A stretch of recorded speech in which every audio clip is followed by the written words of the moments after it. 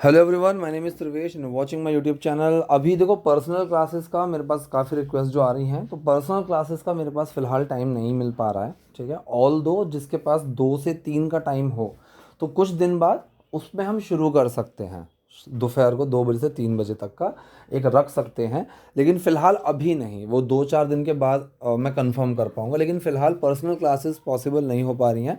Saturday Sunday classes हैं जो मैं शुरू करने की प्लानिंग कर रहा हूँ। मोस्ट प्रोबेबली शायद कल से ही हम कोई टाइम फिक्स करेंगे, तो सैटरडे संडे की कुछ स्पेशल क्लास रखेंगे जो कि बैच में होंगी। ऑल दो सैटरडे संडे मेरे पास पर्सनल क्लासेस तो हैं, लेकिन मैं चाह रहा हूँ कि कोई बैच भी रख पाऊँ मैं, ताकि ज़्यादा लोगों को ऐड करके और उस चीज़ को हम थोड़ा ज़्यादा इम्प्रूव कर पाएँ। ठीक है, लेकिन सैटरडे संडे की क्लासेस में ज़्यादा लोग मैं रखूँगा नहीं, उसमें हम कम ही लोग रखेंगे।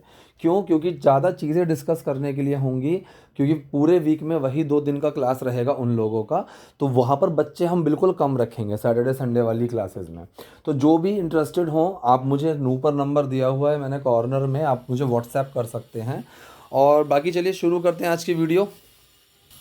देखिए, पहला सेंटेंस है यहाँ पर, क्या हुआ तुम्हें? क्या हुआ तुम्हें बहुत ही कॉमन चीज़ है।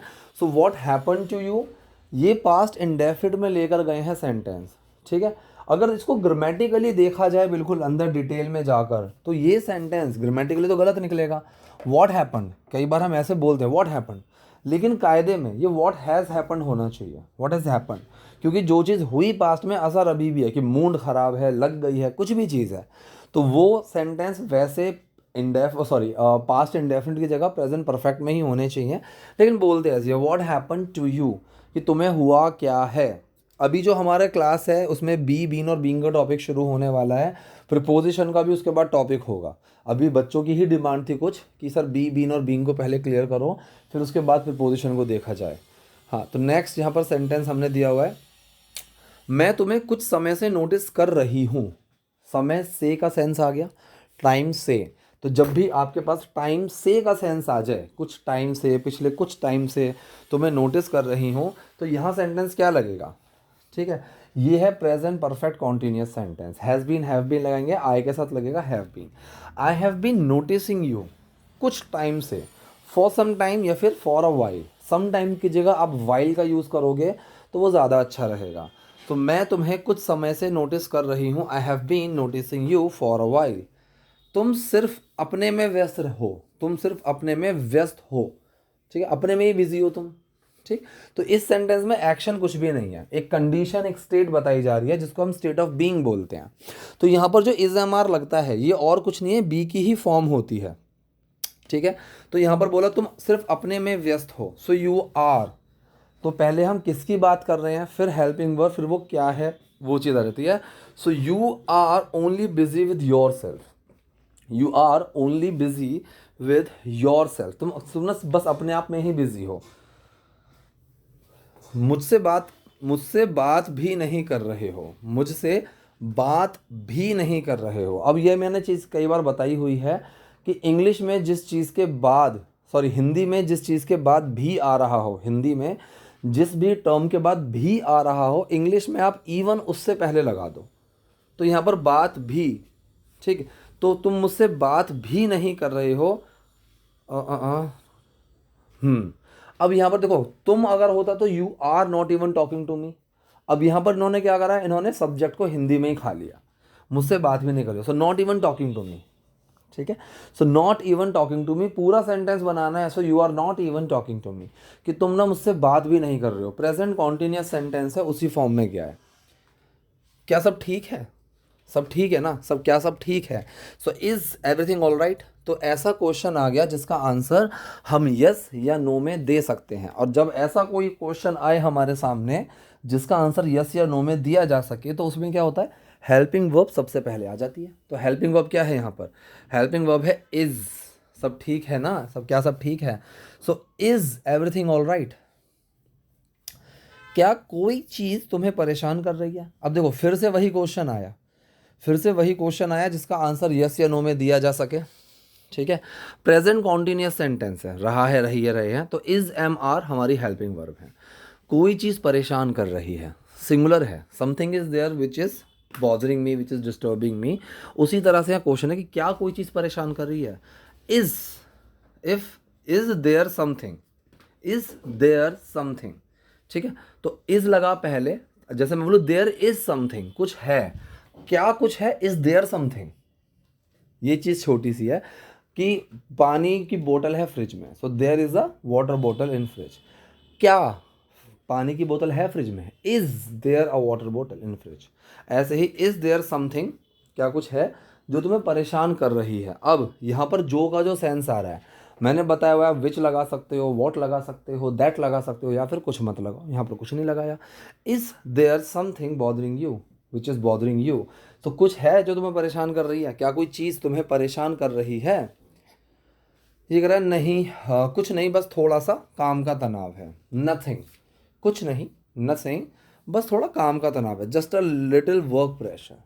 अगर आप इसको चाहो तो जैसे मैं बोलता हूँ कि जब किसी एग्जिस्टेंस या प्रेजेंस की बात हो किसी चीज़ की, तो हम वहाँ पर देयर का यूज़ करते हैं, तो आप यहाँ पर देयर का यूज़ भी कर सकते हो, कोई दिक्कत नहीं है। तो नहीं, बस थोड़ा काम का तनाव है। Nothing, there is a bit, there is a little bit work stress, work pressure, आप इस तरीके से बना सकते हो। सेंटेंस बिल्कुल सही है, कोई दिक्कत नहीं है।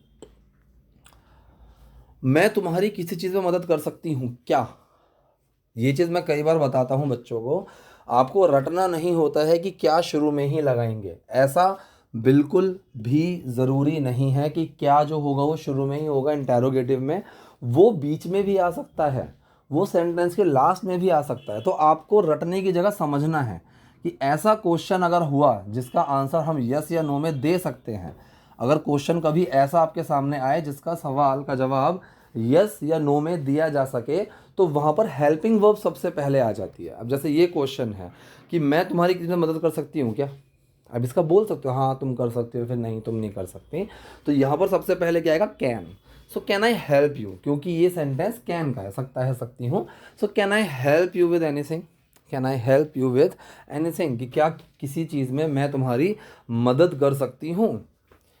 ये कह रहा है नहीं ठीक है मैं संभाल सकता हूँ, no it's okay, no it's okay, नहीं कोई बात नहीं, नहीं सब ठीक है, मैं संभाल सकता हूँ। संभाल सकता हूँ का मतलब आई कैन हैंडल इट, ठीक है, आई कैन हैंडल। तो इसने बोला no I can handle it, नहीं नहीं ऐसी कोई बात नहीं है, मैं संभाल सकता हूँ, आई कैन हैंडल इट। किससे बात कर रहे हो तुम, अब इसने आगे बोला किससे बात कर रहे हो, एक नॉर्मल सेंटेंस है, लेकिन इस सेंटेंस में आपको एक चीज़ समझने को मिलेगी, ठीक है। टॉक टू, टॉक विथ, इसमें फ़र्क क्या होता है, ये चीज़ मैं आपको यहाँ समझाऊंगा। जहाँ पर टू वे कम्युनिकेशन की बात होती है वो टॉक विद में आ जाता है। अगर आपको किसी एक ही इंसान पर जोर देना है तो टॉक टू। जैसे मान लो मैं किसी इंसान से बात कर रहा हूँ और वो मुझे रिप्लाई नहीं दे रहा ठीक से, तो मैं चिल्लाकर क्या बोलूँगा, I am talking to you, मैं तुमसे बोल रहा हूँ, मैं तुमसे बात कर रहा हूँ, ठीक है। लेकिन अगर मैं बोलूँ कि मैं रोहन से बातचीत कर रहा हूँ, so I am talking with Rohan, तो मतलब यहाँ पर टू वे कम्युनिकेशन चल रहा है, वो भी मुझसे बात कर रहा है, मैं भी उससे बात कर रहा हूँ। तो यहाँ पर होम हु आप दोनों का यूज़ लगा सकते हो, ठीक है।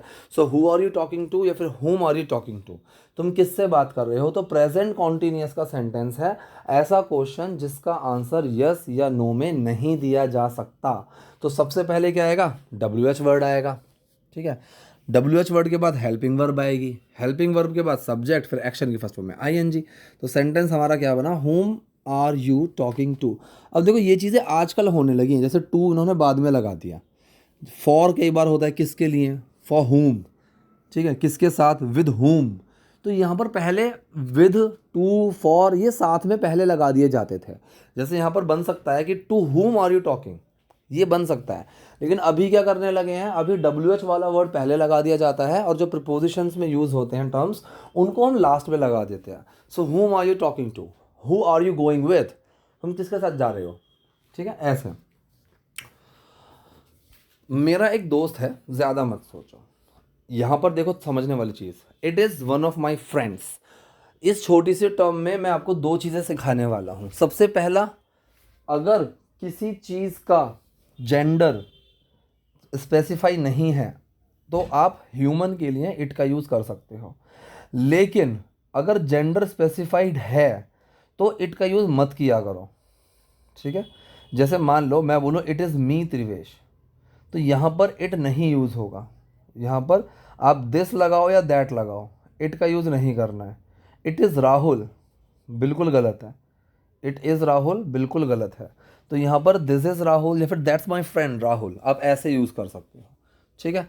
तो मेरा एक दोस्त है, ज़्यादा मत सोचो, इट इज़। और दूसरी यहाँ पर वन ऑफ, बहुत से लोग होते हैं जो वन ऑफ के साथ सिंगुलर एंटिटी सिंगुलर टर्म का यूज़ करते हैं। One of my friend, one of my colleague, one of my relative, लेकिन हमेशा इनके साथ प्लूरल टर्म आती है। One of my friends, one of my relatives, इस तरह से हम यूज़ करेंगे। तो यहाँ पर क्या हुआ, मेरा एक दोस्त है, it's one of my friends. ज़्यादा मत सोचो, डोंट थिंक टू मच, ज़्यादा मत सोचो। ये कह रही है जय तुम्हारा फ़ोन बज रहा है, जय योर फोन इज़ रिंगिंग, ठीक है। सिंपल सेंटेंस है प्रेजेंट कॉन्टिन्यूस का कि तुम्हारा फ़ोन बज रहा है, योर फोन इज़ रिंगिंग। अरे फ़ोन उसकी पत्नी ने उठा लिया। अरे डैम इट, ये आपने कई बार सुना होगा, बोलते भी होगे। इसका मतलब ये जैसे हम हिंदी में बोलते हैं ना, अरे यार, जैसे हम ऐसे बोलते हैं, वही इंग्लिश में डैम इट, डैम, इन दोनों का यूज़ किया जाता है। फ़ोन उसकी वाइफ ने उठा लिया, ठीक है। ये सेंटेंस, ऐसे सेंटेंस प्रेजेंट परफेक्ट में ग्रामेटिकली सही हैं, लेकिन आपको पास्ट इंडेफिनिट में भी बहुत मिलेंगे। पास्ट इंडेफिनिट प्रेजेंट परफेक्ट के बारे में अंतर क्या है मैं कई बार बता चुका हूँ, और मैंने वीडियो भी बना चुका हूँ, वो आप देख सकते हो। तो यहाँ पर सेंटेंस क्या बना, यहाँ पर बना उसकी पत्नी ने फ़ोन उठा लिया है। So his wife has picked up the call, या फिर his wife picked up the phone, आप इसको सिंपल सा लगा दोगे, ठीक है। So his wife picked up the phone, कि फ़ोन जो है वो उसकी वाइफ ने उठा लिया। ये कह रही है कौन बोल रहा है, कौन बोल रहा है, मतलब हु इज स्पीकिंग। तो बेसिकली क्वेश्चन ही है एक, जो आंसर यस और नो में नहीं दिया जा सकता। इसमें सब्जेक्ट तो होता ही नहीं है, तो WH वर्ड, हेल्पिंग वर्ब, फिर एक्शन, क्योंकि सब्जेक्ट तो सब्जेक्ट के बारे में तो पूछ ही रहे हैं कि उस काम को कर कौन रहा है। सो हु इज स्पीकिंग, कौन बोल रहा है। अब ये कह रही है उसने पासवर्ड भी बदल दिया, ठीक है। ये सेंटेंस भी देखो, पास्ट में काम हुआ, असर प्रेजेंट में भी है, तो ये प्रेजेंट परफेक्ट सेंटेंस होते हैं, ठीक है। So he has changed the password also, कि उसने पासवर्ड भी बदल दिया है, ठीक है। तो ग्रामेटिकली हैज़ लगाना जरूरी है, क्योंकि देखो पासवर्ड ही अब खोल नहीं पा रही है फ़ोन उसका, तो जो बदला है उसका असर अभी भी है, कि पासवर्ड अभी भी चेंज्ड है। अगर मान लो उससे लड़ झगड़ के पासवर्ड सही करवा ले, और फिर कभी किसी उसमें आर्ग्यूमेंट में बोले कि देखो उस दिन तुमने पासवर्ड भी चेंज कर दिया था, तो वो सेंटेंस आपका पास्ट इंडेफिनिट में जाता है कि that day you change the password also, तो वहाँ पर चेंज की सेकंड फॉर्म लगाएंगे। लेकिन यहाँ पर उन्होंने बोल दिया ही चेंज्ड, ईडी लगा हुआ है, क्यों, क्योंकि इसमें डिड छुपा हुआ है। ही चेंज्ड द पासवर्ड ऑल्सो, उसने पासवर्ड भी बदल दिया, ठीक है। So he change the password also, या फिर ही has changed the password also. मुझे समझ नहीं आ रहा कि क्या हो रहा है, मुझे समझ नहीं आ रहा, गलती से भी सेंटेंस ये मत बना देना आई एम नॉट अंडरस्टैंडिंग, क्योंकि अंडरस्टैंडिंग जो टर्म है वो एक क्वालिटी, विशेषता बताती है, ठीक है। उसमें ING जैसे ही आपने लगाया तो उसका मतलब है किसी चीज़ की विशेषता बताना। जैसे हम कई बार बोलते हैं ना कि यार वो इंसान बहुत अंडरस्टैंडिंग है, तुम दोनों में बिल्कुल भी अंडरस्टैंडिंग नहीं है, तो वो अंडरस्टैंडिंग का मतलब ये होता है। तो मैं समझ रहा हूँ, आई एम अंडरस्टैंडिंग, ये गलत हो जाता है, ठीक है। आप वहाँ पर गेट का यूज़ करो, या फिर या तो आप गेट का यूज़ करोगे, या फिर आप डू का यूज़ करेंगे वहाँ पे। आई डू नॉट अंडरस्टैंड, भाई मुझे समझ में नहीं आ रहा, मुझे समझ में नहीं आता, आई डू नॉट अंडरस्टैंड का आप यूज़ करोगे। तो आई डोंट अंडरस्टैंड क्या हो रहा है, ये भी देखो एक क्वेश्चन है जिसका आंसर यस या नो में हम नहीं दे सकते। तो व्हाट इज़ हैपनिंग, ठीक है। तो सबसे पहले यहाँ पर जब इसका आंसर यस और नो में नहीं दिया जा सकता, तो यहाँ पर सब क्वेश्चन वर्ड पहले आएगा जो कि है व्हाट, फिर हेल्पिंग वर्ब आया इज़, अब एक्शन व्हाट इज़ हैपनिंग, कि क्या हो रहा है। तो पूरा सेंटेंस क्या बना, मुझे समझ नहीं आ रहा कि क्या हो रहा है, I don't understand what is happening. तो ये थी आज की वीडियो, आज के सेंटेंसेस। आई होप वीडियो आपको यूजफुल रही होगी। कोई डाउट, कोई क्वेरी हो कमेंट बॉक्स में जाइए, वहाँ मुझसे पूछिए। वीडियो पसंद आई है तो प्लीज़ लाइक करें, नए हैं लाइक सब्सक्राइब दोनों करें। Thank you.